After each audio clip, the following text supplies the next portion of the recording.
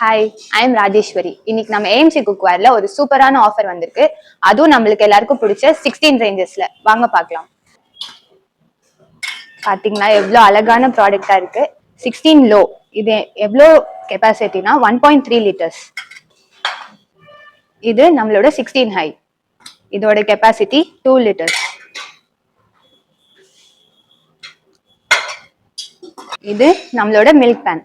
பாத்தீங்கன்னா எவ்வளவு அழகான பாட்டுன்னு. இது 2.5 லிட்டர்ஸ்.